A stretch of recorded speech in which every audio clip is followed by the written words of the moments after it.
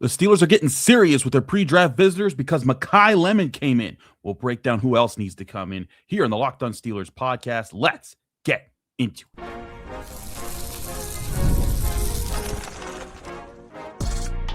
You are Locked On Steelers, your daily Pittsburgh Steelers podcast, part of the Locked On Podcast Network, your team every day.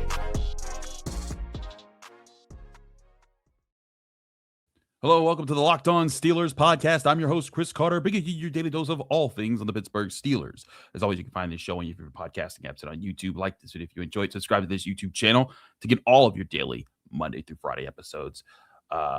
We want to get into this show. There's a lot to talk about today. We're going to take more of your questions about top 100 fits. A comparison I think will be really relevant to the Steelers in the first round should the board fall a certain way of Omar Cooper Jr. versus Casey Concepcion, because there are debates either way. But what I really want to talk about is something that happened yesterday. Well, I guess today because I'm recording on Thursday, but it's the Friday episode. But the Steelers brought in Makai Lemon, and I'm going to talk about what this means for what the Steelers are and what might be about to happen for the final 11 non-local visitors the Steelers can bring in over the next week before the draft.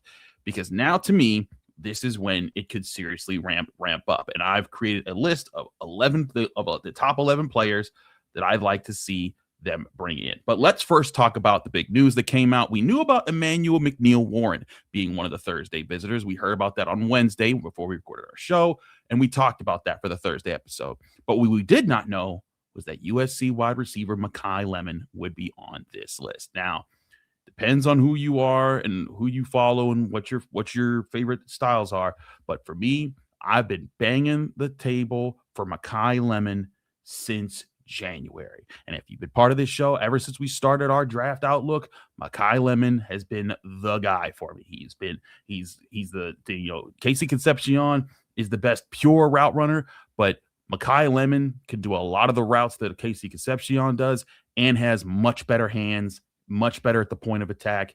I think he towers over him as a prospect.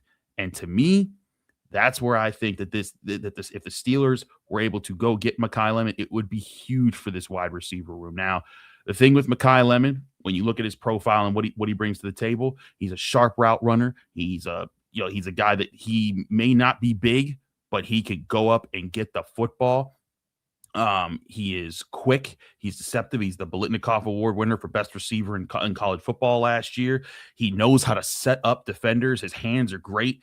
I look at Makai Lemon and I see a guy that has the potential to bring all of it together. When I've been talking about the Steelers need to get a superstar wide receiver to put in between DK Metcalf and Michael Pittman, this is the exact player in this draft that I think would be perfect to do that. He doesn't have the injury questions that Jordyn Tyson has. I think he's a bit more diversified in the talents than Carnell Tate. To me, he is the perfect fit for what the Steelers need right now at wide receiver. You'd see a guy who can pull off the sideline grabs, make catches over the middle, make plays with the ball in his hands.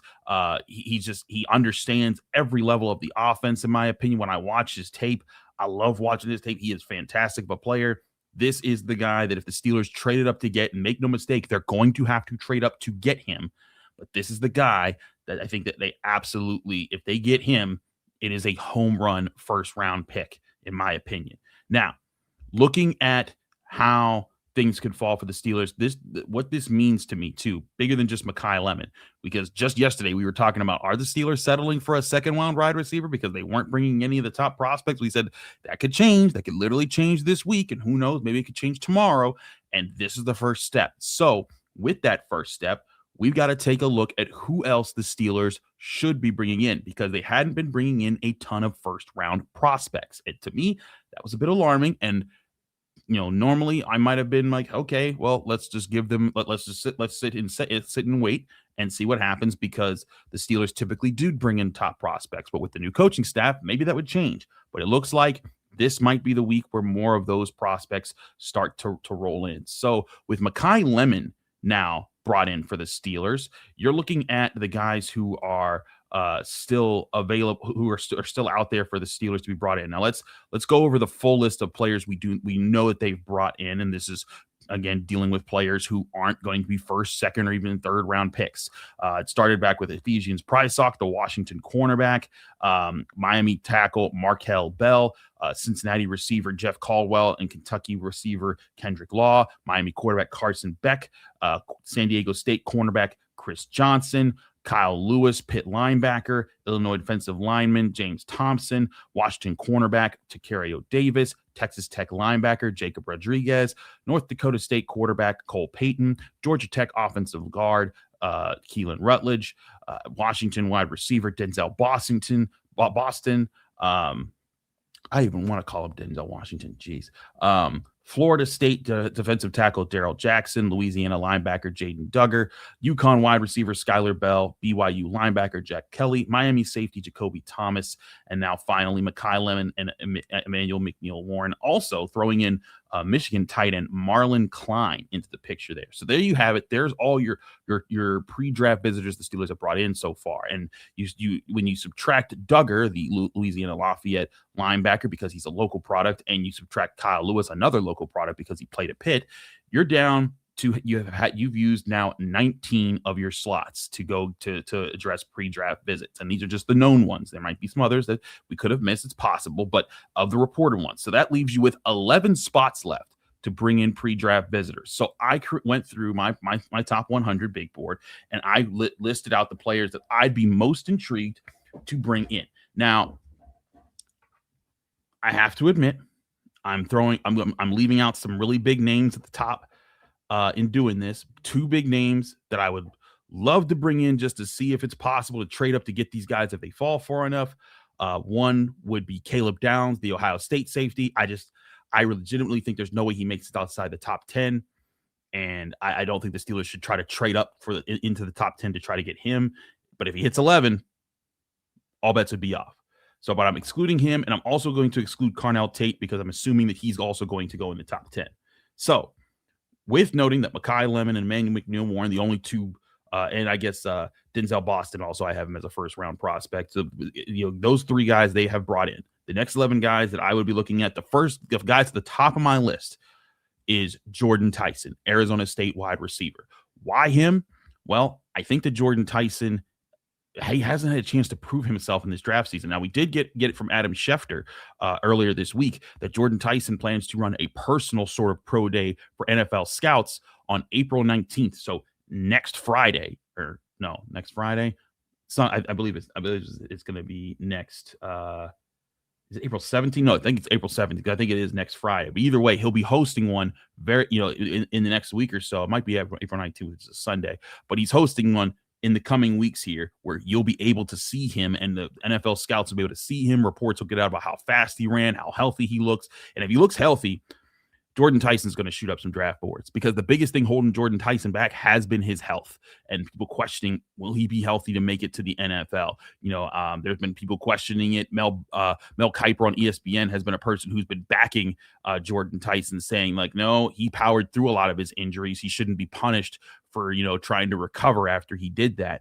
Some people think that maybe he's had too many injuries in his career, and it's just going to lead to a very injured, NFL career. That is possible. But Jordyn Tyson, I'd want to bring him in if I'm the Steelers, just to get a sense of who he is, because a lot of the draft experts, when they were first looking at these guys, they said if it was all down to natural talent and who has what, Jordyn Tyson would be the number one pick at wide receiver. But with his injury history and questions there, he kind of moves back a couple steps. A lot of people have him as the third best wide receiver. He's the third best on my board.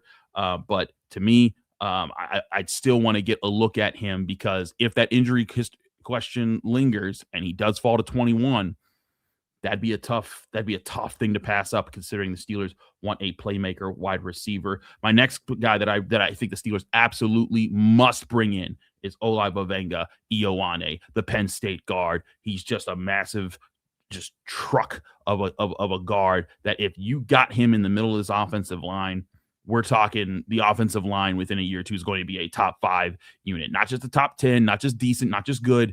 He would solidify it. And also, it looks like from the videos provided by the Steelers that Broderick Jones is at least participating in the early stages of the OTAs. Good sign for his recovery. But Ioane, you add him to this mix of pre-draft visitors just to make sure that you're doing your due diligence, bringing him in. I think you'd go a long way. We're going to get to the rest of it. That's just 1 and 2. We have 9 more that we want to get through here as far as pre-draft visitors the Steelers should be bringing in. And then, of course, we will get to your questions here on the Locked On Steelers podcast. I'm your host, Chris Carter. Stick with us. We'll be right back.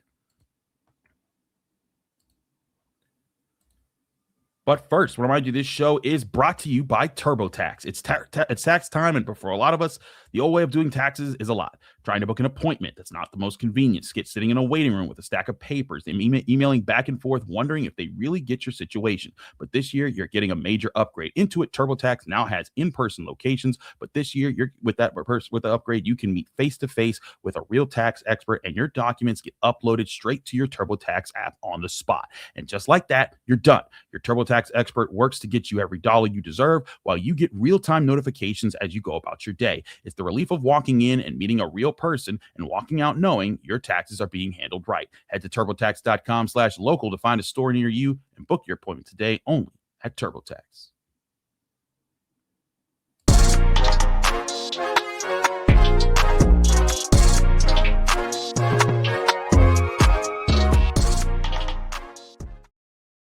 We're back here on the Locked On Steelers podcast. I'm your host, Chris Carter. We continue our episode here. I want to remind you, you can join the Everydayers Club for our Locked On Steelers fans. And the Everydayers Club, you get ad-free episodes of the Locked On Steelers podcast, access to a group chat to interact with other Steelers fans, and tap the link in the show notes. You can join. You can also get merch, Locked On Steelers merch, and Locked On Podcast Network merch. Be sure to sign up by going to the website lockedonsteelers.supercast.com to join today, or check the link in the description below. All right, Steelers fans, let's continue talking through my top 11 guys the Steelers should be bringing in for the final pre-draft visitors. And there could be a mix of these guys. You don't have to bring in all of them, but these are guys that are right up there, in my opinion, for guys they should be considering. And some of these guys eventually won't be first-round prospects, because I do think they should also be looking at second-round guys. But continuing after Jordyn Tyson and Ioane, I'm looking at Dillon Thieneman, the Oregon safety. I do think there's a chance he will fall into the range of where the Steelers pick. If you guys remember, I teased a bit my official Locked On NFL mock draft and how I did end up trading out of that. I haven't revealed what my pick is.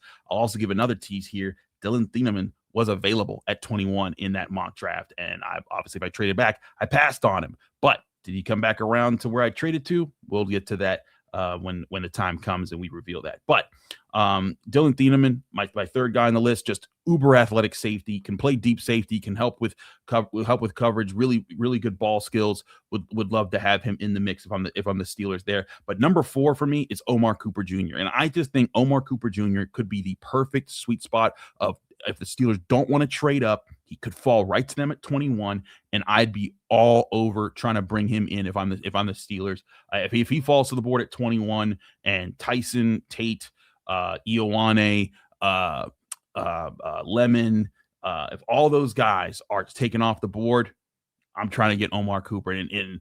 That's certainly someone that I think would be a great fit for what the Steelers would do. So he's certainly on my mind there. Next up would be Colton Hood, the Tennessee cornerback. I know the Steelers went and signed Jamel Dean, but man, I think Colton Hood's got the goods, man. I think that dude could be a shutdown, lock him up cornerback. And I know the Steelers don't technically need a corner, but if they found a way to get this guy, I think they could have a no-fly zone on their hands for years. I think him and Joey Porter Jr. for the long term would just be a shutdown 1-2 punch combination at cornerback that would be too good to pass up. But if I'm them, I'd like to bring that guy in. My next up guy here is Casey Concepcion. Now, you guys know me. I've talked about Casey Concepcion. Nick Farabaugh has talked about him a lot. Great separator, great route runner, maybe the best pure route runner in this draft class. Needs to work on the drops, but he's a phenomenal athlete. He will most likely be there at 21. He might be there if you trade back in the first round. He won't be there in the second round. Be sure that he's your guy. Bring him in, talk to him, bring him in for a visit. Next up would be Chris Brazzell of Tennessee, the wide receiver there. Just a big, fast receiver who can go up and get the football. I have reservations about. I don't know if he's a fully developed wide receiver. I don't know if he will pan out to be the full complement, but his physical tools, man, are just too exciting to pass up because he runs in the 4.3s. He can go up and get the football. He's made some really explosive plays. I would love to see what that guy has. I'd bring him in. So those are Chris Brazel, by the way. He's at the tail end of my first round prospects. In fact, I have him ranked as, if I'm looking here, as my 38th ranked in the top 100. So technically he is a second rounder. But then after this is when we start to get the other guys. Now, I'm going to say a name that my man Mike DeFabo shouted out. He's like, make sure that you find someone who loves you as much as Chris loves this guy, Keontae Scott, the slot cornerback out of Miami. I just think Keontae Scott would be a perfect fit for what the Steelers are trying to do right now. Runs a 4.33, hits really hard, takes on blockers, plays deep coverage, plays short coverage, blitzes the quarterback. He's just an all-around weapon in the secondary. You could move him around to wherever Jalen Ramsey wasn't at that time and just have a faster, really good player who I think would fit in and plug in right away. If I'm the Steelers, I'm bringing that guy in. The next two guys are at the same position here, and it fills out the position that I think the Steelers should be looking at seriously in the first 2 days of the draft, and that's guard. Chase Bisontis, the guard out of Texas A&M, is in that list, and then Emmanuel Pregnon, the guard out of Oregon. Both of those guys, I think, are solid second-round picks. I think Keelan Rutledge just pushed himself into that second-round conversation as well. So you have three, but the thing is, they've already brought in Keelan Rutledge, and I'm saying that you bring in Ioane. So I'm saying the Steelers, out of their top 30 visits, 5 of them need to be guards. And I think there's 5 legit guards that if you get them before the end of day, one of those before the end of day 2, the Steelers will have a really good left guard starting as a rookie in between Zach Frazier and you're hoping Broderick Jones if he returns back to be healthy. But both of those guys, really good players, really good prospects. I think they'd be a great fit. And so that leads you down to my last player that I'd want to bring in. And this one was tricky because I wasn't sure if I should reach to defensive tackle, if I should reach for this, but I reached for a position that I would be really curious about getting at the second round, and that's safety. And I said, let's bring in AJ Halsey, the LSU safety. I think AJ Halsey brings in a lot of natural coverage skills, especially in zone coverage and in deep coverage, that if I could get that guy in this secondary, I think he'd be a really good fit for what the Steelers are trying to do. So just me, but AJ Halsey would make a lot of sense there. So there you have it. My top 11 players the Steelers should bring in for their final 11 pre-draft visits that are not local visits. Jordyn Tyson, Olaivavega Ioane, Dillon Thieneman, Omar Cooper Jr., Colton Hood, Casey Concepcion, Chris Brazel, Keontae Scott, Chase Bisontis, Emmanuel Pregnon, and AJ Halsey. That's quite a list of guys to get through there. If the Steelers brought in those guys, I just think that would be a really good position for them to be in. And then they'd have a list of first-round guys, a list of second-round guys that they've interviewed closely. And the whole point of these is just to get in these guys' heads, see how serious they are about their craft, how do they develop things that you noticed on film, ask questions about that. This is their chance to get up close and personal and get to know, hey, is this for sure the guy we want to make our big investments in this year to be part of this complete rebuild that we've been putting together? That's why it's important to look at these guys. That's why I think that they should be doing their best with these guys. And I'm sure there's going to be some day 3 guys that get some of these slots because there's some guys they want to make sure of, like tight end Marlon Klein out of Michigan, who, by the way, I mocked to the Steelers just this past week in the Post-Gazette. But certainly I just think that that these are a lot of the top names that need to be considered. And I certainly think it would be beneficial for the Steelers if they start bringing these guys in, considering they've looked at a lot of the later round guys already. We're going to take a quick break. When we come back, we got 2 questions to answer from the call-in line. Stick with us here on the Locked On Steelers podcast. But first, I want to remind you this show is brought to you by Indeed. Workplace chaos, deadlines stacking up, inbox overflowing, and one position you have to fill still sitting open. When the pressure's on and you need the right hire, this is a job for Indeed Sponsored Jobs. Indeed Sponsored Jobs helps you reach the people who actually fit what you're looking for: skills, experience, location. So you're not just hoping the right candidate stumbles across your post. And here's a stat that says it all. In the minute I've been talking to you, companies like yours have made 27 hires on Indeed, according to Indeed data worldwide. So if you're hiring, spend less time searching and more time interviewing candidates who check all your boxes with Indeed Sponsored Jobs. When you need the right person to cut through the chaos, this is a job for Indeed Sponsored Jobs. Just go to Indeed.com/podcast right now and support our show by saying you heard about Indeed on this podcast. Indeed.com/podcast. Terms and conditions apply. Need to hire. This is a job for Indeed Sponsored Jobs.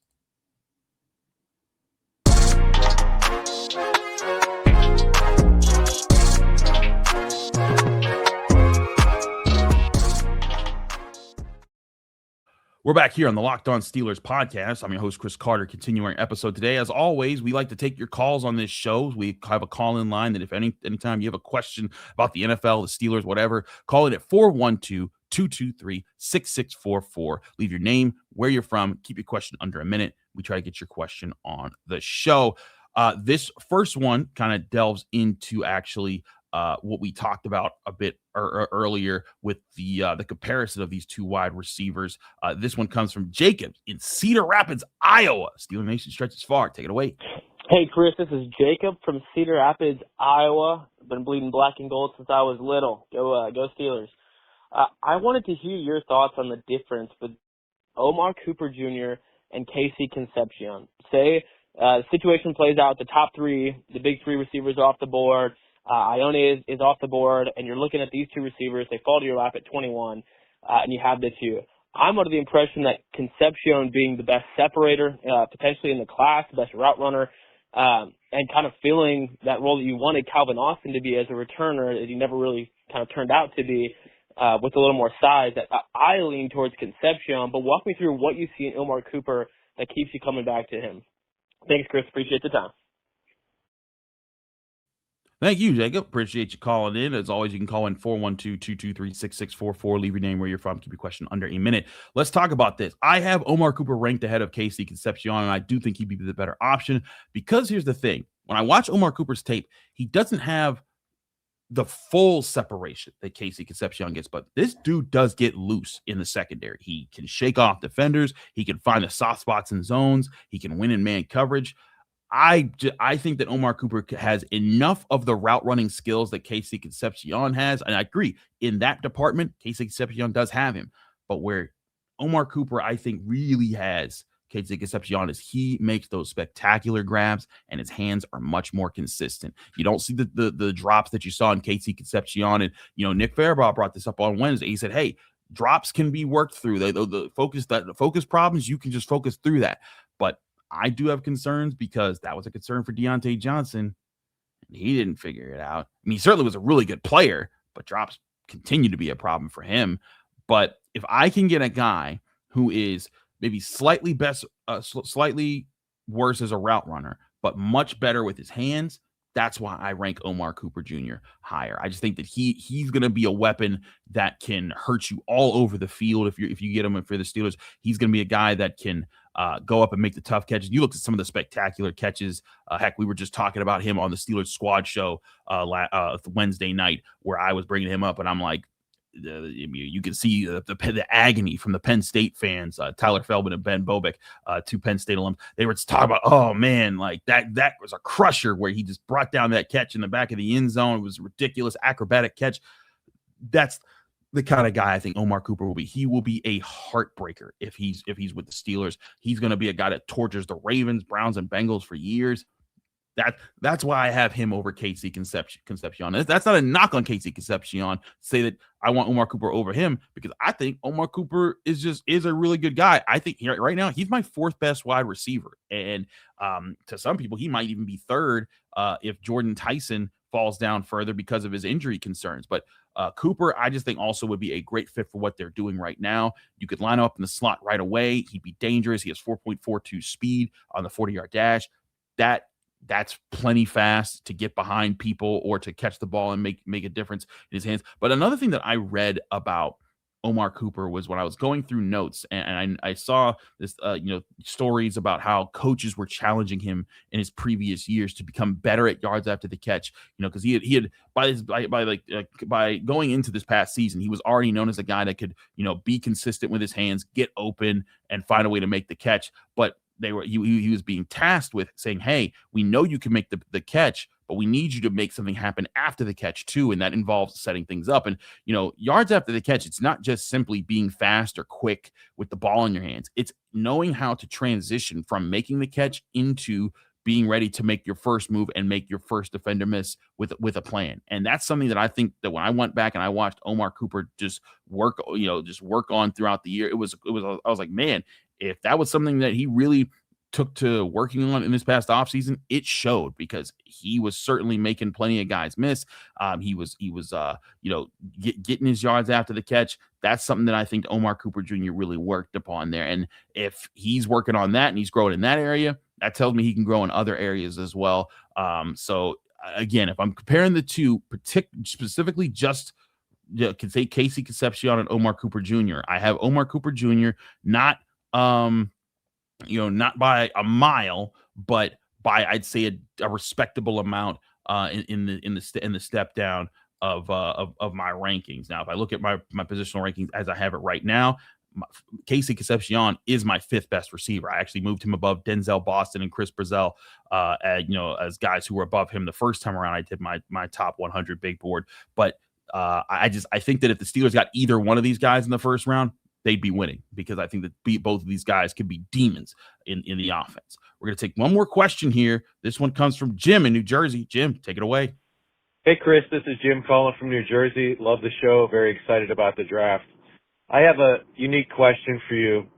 And looking at your top 100, and if nothing changes, if we picked at our pick, the 5 picks in the top 100 and landed on the exact number you have on your top 100, who would we get in order starting with number 21 and going all the way up to 100 as it corresponds to your list? Just curious how that would land if we landed it without manipulating positions.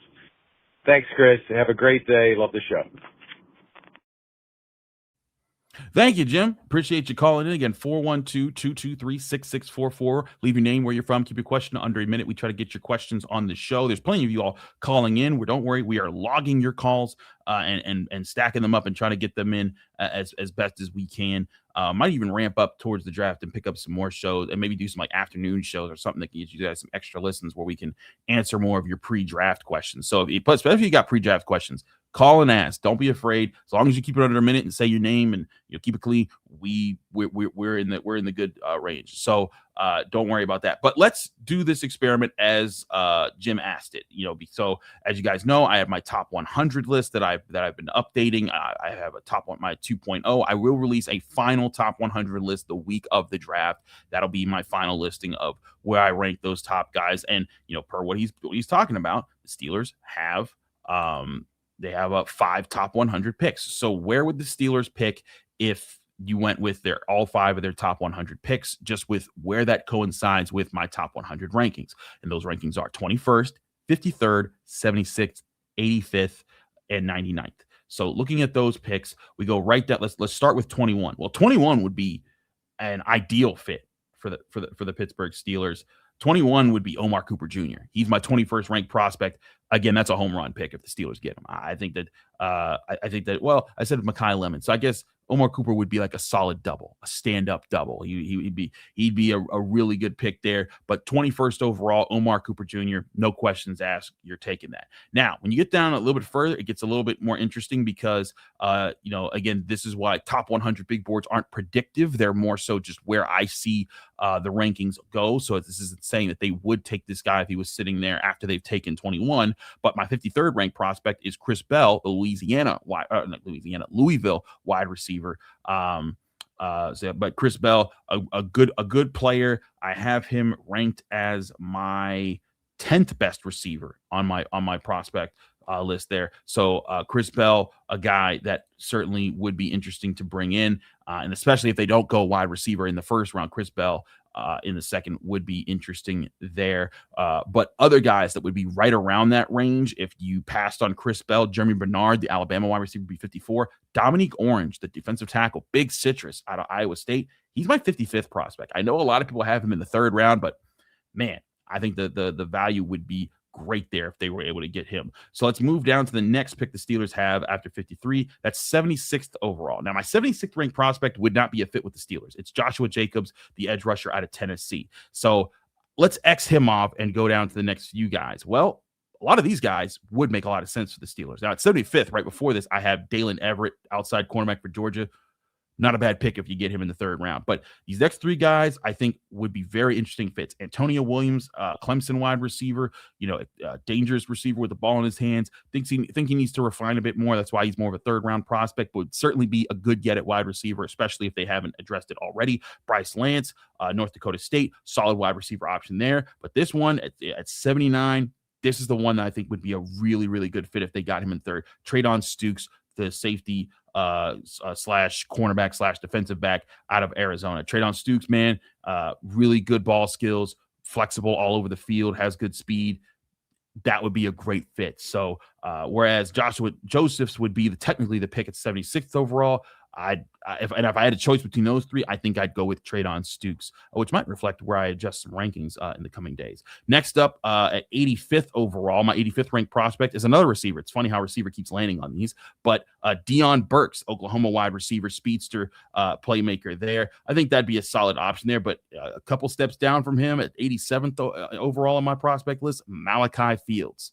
Y'all know I like some Malachi Fields, man. He's tall. He goes up and gets the football. If he just ran the 4.62, he'd be a lot higher on this list. So there's that. And then going all the way down to 99th on my list, the guy who would be ranked 99th is Kieron Crawford. He is an edge rusher out of Auburn. I think he's a good player, but again, I just don't think the Steelers need a edge rusher in this draft. So who would be right after him? My 100th ranked player at the bottom of the list, Markel Bell, the oversized, I shouldn't say oversized, but the really big and freakishly looking offensive tackle out of Miami, who, by the way, was a pre-draft visitor for the Steelers. He makes my list at 100. Other guys that will be just above Kieron Crawford, Bryce Betcher, the linebacker of Oregon at 97, Davison Igbenison, cornerback out of Ohio State at 96, a slot cornerback out of Duke, Chandler Rivers, all make that list right there.